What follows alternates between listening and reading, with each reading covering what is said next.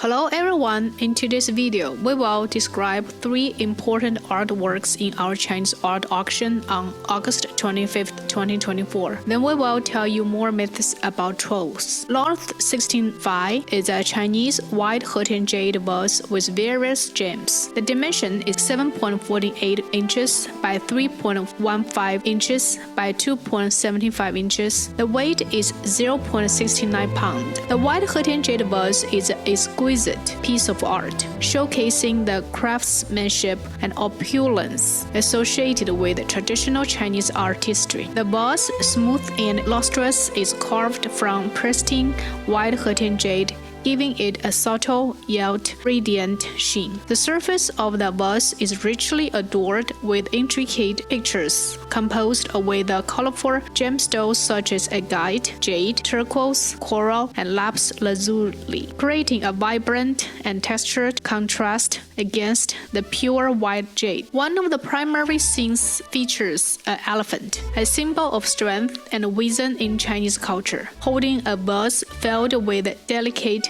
plum blossoms. Two servants nearby are carefully crafted to exhibit detailed expressions and attire. Another scene on the vase portrays a scholar standing gracefully under a plum blossom tree, a symbol of resilience and renewal. The scholar, dressed in traditional robes, appears deep in thought or contemplation, embodying the intellectual and philosophical pursuits of ancient China. Surrounding these central images, the vase is further embellished with representations of clouds, rocks, and trees, all meticulously crafted to add depth and balance to the overall composition. These elements contribute to a harmonious and naturalistic aesthetic, enhancing the vase's beauty and cultural symbolism. Lot 356 is a vintage Tibetan gilt gold bronze statue with Padmasambhava Buddha. The dimension is 6.69 inches by 4.92 inches. The weight is 3.43 pounds. The revered Buddha is also known as Guru Rinpoche, who is considered a second Buddha in Tibetan Buddhism. The statue is cast in bronze, a durable and traditional material used in Tibetan art. The thin finish of gold on the surface creates a radiant and auspicious appearance and enhances the statue's spiritual and aesthetic value. Wearing a huge crown, large earrings, and long flowing robes, Padmasambhava is depicted with a serene and compassionate expression, yet with a sense of sternness, symbolizing his role as both a teacher and a protector. He is in a seated position on a lotus base, symbolizing his meditative state and enlightenment in the purity in the spiritual journey. His right hand holds a Vajra thunderbolt, a symbol of indestructibility and the male principle in Buddhist iconography. His left hand typically holds a skull cup filled with nectar, resting near his chest,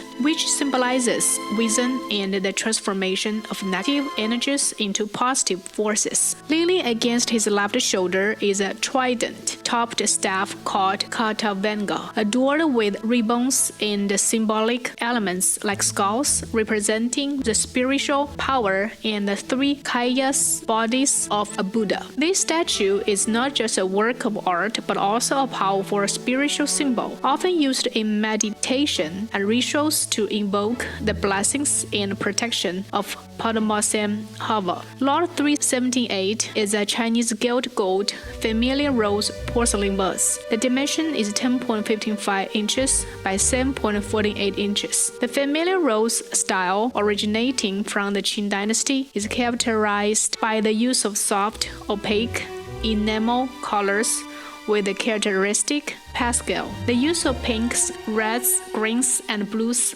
creates a harmonious and visually pleasing scene. The details are enhanced by the subtle gradation of colors, giving the image a lifelike quality.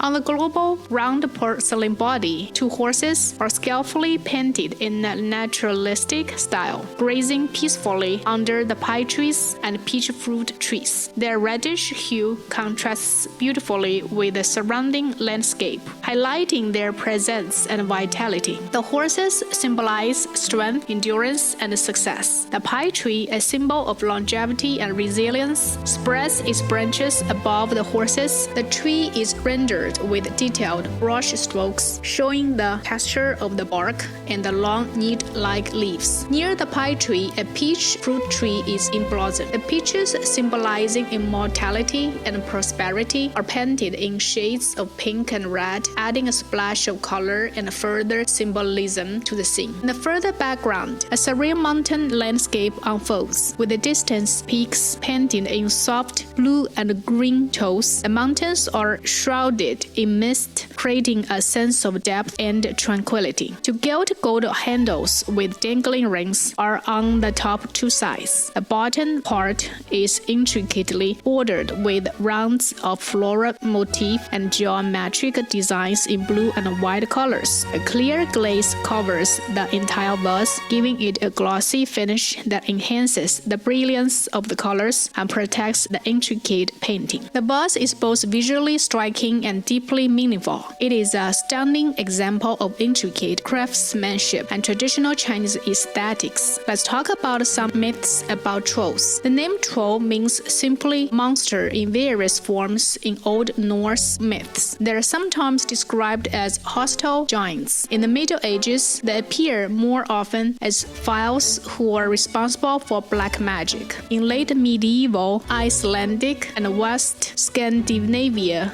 folklores, they are larger than people and extraordinarily ugly. They live in mountain caves and prey on humans. In Danish myths, trolls are like ogres who hump on their backs with extremely large noses. In Norway myths, trolls are described as malicious, hairy ogres with long red hair. Although the female ones appear beautiful, they live in burrows under the hills, filled with treasure. Trolls hate noise and can be driven away by the sound of church bells. They're described as cannibals and are known to steal women, children, and property. They are considered expert mental workers and can bring about almost miraculous hearing by the use of herbs and magic. Generally, they are only ever seen between dusk and dawn and are turned to stone if the sun strikes them. It's a reason why many standing stones throughout the northern world are said to be petrified trolls. In the Faroe Islands, the trolls are known as hollow men. In Finland, a particular evil creature named as Sotroll, who live under the water by the presence of two stones carved with runes at the end of the lake. In the Shetland and Orkney Islands, trolls have three distinct families: the land trolls, the imperial trolls, and the sea trolls. In both Greenland and Canada, the troll are huge, ugly creatures with enormous hairless stomachs